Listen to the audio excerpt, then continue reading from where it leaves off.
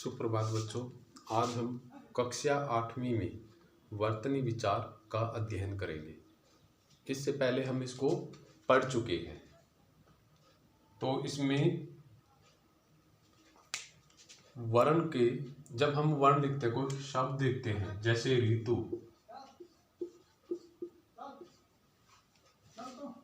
तो ये अशुद्ध है। ये वर्ण के मेल से ऋतु ऐसे नहीं बनता। ऋतु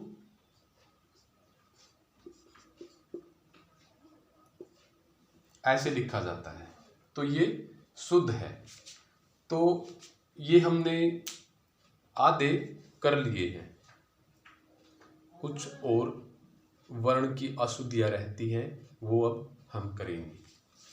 तो इससे पहले हमें ये पता होना चाहिए कि वर्तनी विचार क्या है। वर्तनी विचार क्या है? वर्तनी विचार, इसी को हम शब्द विचार भी कहते हैं। शब्द विचार। और इन दोनों का अर्थ होता है अक्षर क्रम। अक्षर क्रम, ठीक है, अक्षर क्रम। यानी कि कोई शब्द है, जैसे कि हमने एक शब्द लिया यहां पर अमर, ठीक है। इन दोनों का अर्थ है वर्तनी विचार और शब्द विचार का अर्थ है अक्षर क्रम। तो ये कहता है कि ठीक है, वर्तनी विचार और शब्द विचार अक्षर क्रम होते हैं। तो एक उदाहरण लेते हैं हम यहां पर, जैसे अमर। अमर, जब हम अमर शब्द को एक एक वर्ण इसका अलग कर देंगे तो अक्षर क्रम निकल के आ जाएगा। पहले हम इसका वर्ण विच्छेद करेंगे। अ, ठीक है, तो अ की मात्रा नहीं होती। तो आगे म, ए रहित करेंगे इसको तो नीचे हलंत आ जाएगा। ए रहित कर देंगे तो ए इसमें से निकल जाएगा। फिर र को ए रहित कर दो तो यहां पे है। तो ये कहता है कि ये वर्ण विच्छेद कर दिए, यही अक्षर क्रम है, ठीक है, यही अक्षर क्रम है। तो वर्तनी विचार या शब्द विचार की परिभाषा हो जाएगी शब्दों का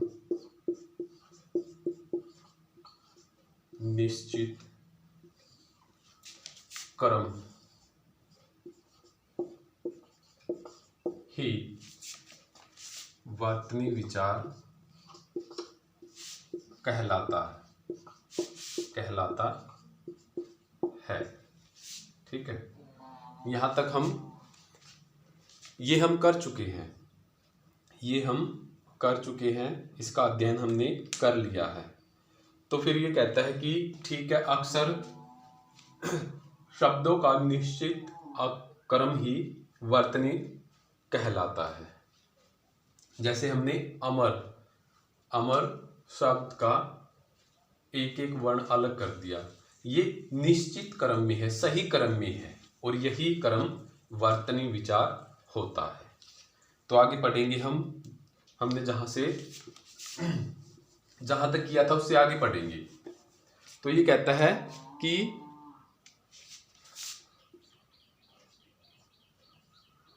री और री की अशुद्धियां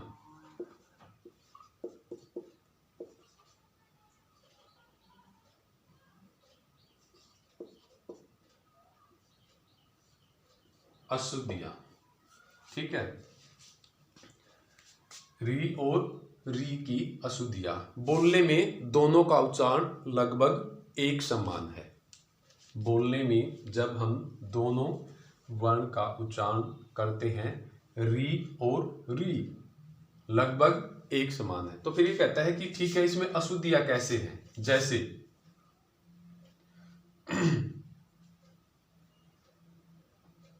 ऋषि,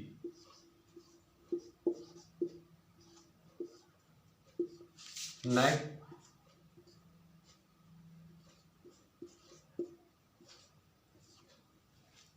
ठीक है। ये कहता है कि शब्द है, अक्षर क्रम सही होगा तो वह वर्तनी विचार होगा, शब्द विचार होगा। तो इसमें ऋषि और ऋषि दोनों का उच्चारण एक समान है, दोनों का उच्चारण एक समान है। तो ये गलत है और ये सही है। यही कहता है कि री और री की अशुद्धियां, ठीक है। तो कोई शब्द हम लिखते हैं तो वो लिखने में गलत हो जाता है। तो यही हम वर्तनी विचार, शब्द विचार पाठ में बताया है। और जो इसके बहुत सारे उदाहरण हैं हमारी पाठ्य पुस्तक में दे रखे हैं, बच्चे पढ़ लेंगे। एक एक दो दो उदाहरण मैं यहाँ पर करवाऊंगा। तो आगे कहता है ये, आगे कह रहा है कि अनुस्वार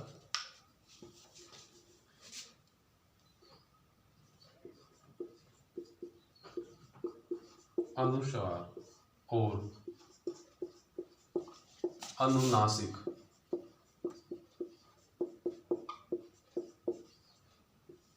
अनुनासिक की अशुद्धियां,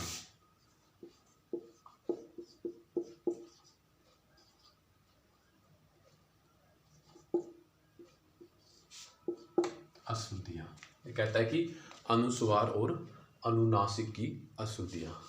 एक शब्द है यहाँ पर कांच, ठीक है। इसमें अनुस्वार का मेल है, ठीक है। इसमें अनुस्वार कांच, यानी कि कांच, अनुस्वार का जब हम उच्चारण करते हैं तो जो वायु है वो निकलती है तो वह हमारे नाक में गुंजन पैदा करती है, तो वहां पर अनुस्वार होता है। लेकिन ये अशुद्ध है, शुद्ध शब्द होगा कांच। कांच जब हम अनुनासिक, ये अनुनासिक है, ये अनुस्वार था यहाँ पे। अनुनासिक, अनुनासिक जब हम अनुनासिक का उच्चारण करते हैं तो हवा मुख और, यानी मुख यानी कि मुंह से और नाक से, दोनों से निकलती है। एक जोर लगता है, कांच, ठीक है। नाक में गुंजन पैदा हुई और इसके अलावा वायु है हमारे मुख से भी बाहर आई, ठीक है। तो एक एक शब्द और यहाँ पर लेते हैं, जैसे आँख,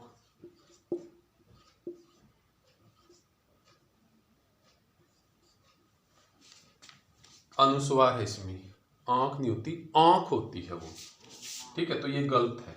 सही शुद्ध शब्द है आँख। जैसे दांत, ये गलत है। शुद्ध शब्द होगा यहाँ पर दांत, अनुस्वार का इसमें प्रयोग है। अनुनासिक के मेल से दांत बनता है, ठीक है।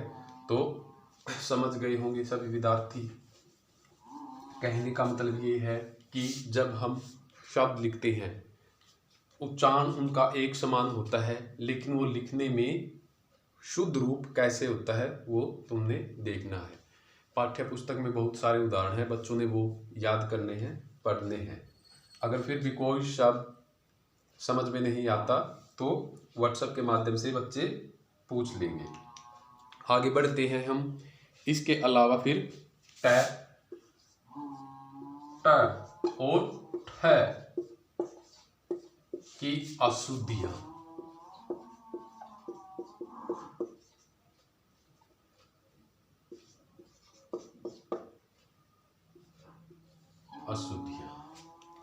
तो फिर ये कहता है कि ट ट और ठ की अशुद्धियां, इनमें जब हम शब्द लिखते हैं क्या अंतर होता है। ठीक है, जैसे कनिष्ठ,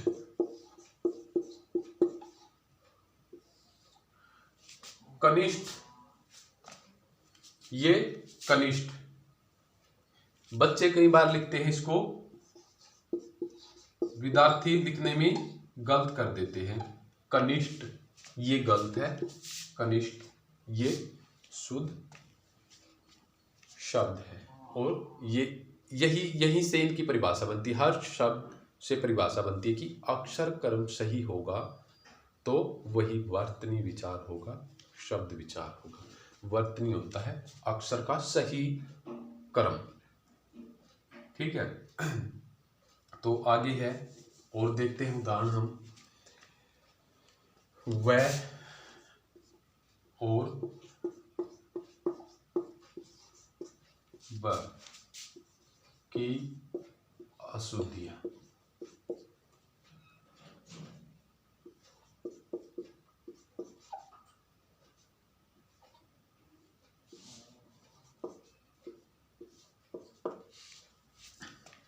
ये कहता है कि एक वर्ण है व और एक वर्ण है ब। तो कहता है कि जब वन शब्द बोला जाता है तो बच्चे वन शब्द ये शुद्ध है, लेकिन बच्चे बन लिख देते हैं, बन ये गलत है। ठीक है, तो यही अक्षर क्रम है, वर्तनी विचार है। फिर कहते हैं एक बच्चे और एक उदाहरण लेते हैं, वाणी,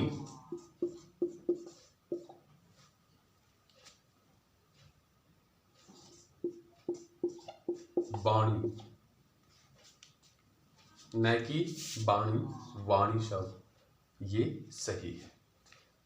ठीक है, बोलने में हम जब शब्द तो उसका उच्चारण तो ठीक हो गया है, लेकिन लिखने में गलती हो जाती है।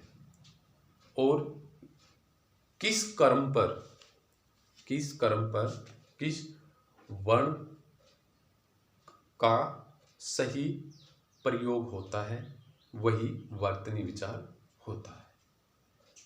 तो ये व और ब की अशुद्धियां हैं। वन होता है, बन नहीं होता। वाणी होता है, वाणी नहीं होता। और देखते हैं हम वर्ण। ठीक है, तो ये फिर कहता है कि ग,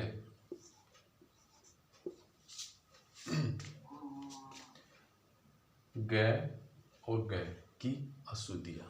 ये कहता है कि इन दोनों में अंतर तो है, ठीक है, लेकिन ये कहता है कि अशुद्धियां लिखने में बच्चे गलत कर देते हैं। विद्यार्थी इनका शब्द जब लिखते हैं तो वे गलत लिखते हैं। जैसे आज्ञा, आज्ञा, ठीक है, ये आज्ञा विद्यार्थी ऐसे लिखते हैं। अगर हम आज्ञा शब्द का उच्चारण करते हैं, अध्यापक आपको आज्ञा शब्द लिखने के लिए कहता है तो बच्चे ऐसे लिखते हैं, लेकिन ये अशुद्ध है। आज्ञा ये सही रूप है शब्द का। फिर है यज्ञ,